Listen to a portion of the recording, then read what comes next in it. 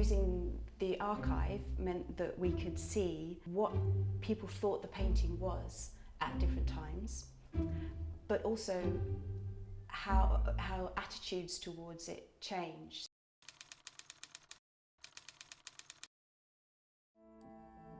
The Lestrange family have this huge collection of portraits dating back to the 16th century, and one portrait in particular there were at least two versions of, and back at the beginning of the last century the family sold one of the portraits believing that it was by Holbein, and that the other one was a copy of that one. So many years passed and it's been discovered that the one that was sold is in fact not by Holbein, so we then began to wonder if the one that remained in the collection was by Holbein, and that's why it came to be treated in our studio. Once I cleaned the painting, I realised that there's been an enormous amount of damage, and this is not just accidental damage. Somebody has deliberately scraped away different elements of the painting.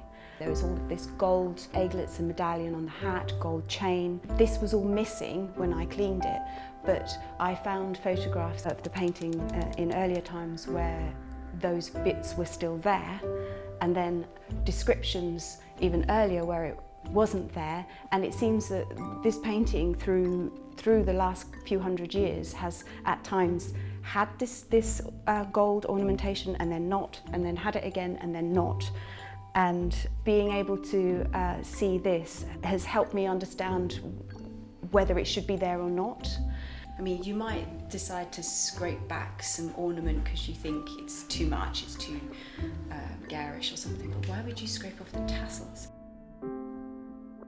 We know for certain that those things, those gold ornaments, were part of the original painting, definitely. They are supposed to be there.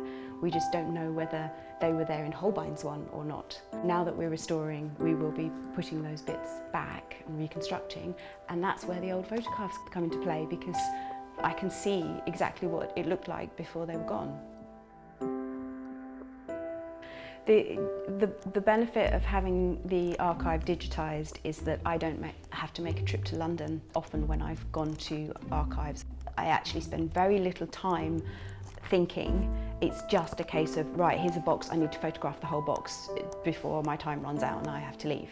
And I actually don't get time to really explore and then maybe go off on a tangent, or, you know, and it's always, you always get back home and think, damn it, I should have looked at that, because now I see that that would have been relevant, but I didn't have time when I was there.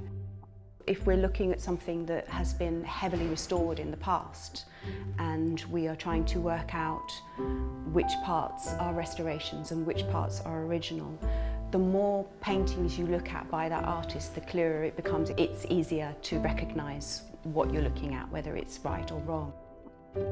I mean, the Lestrange portrait of Sir Thomas is the perfect example of that.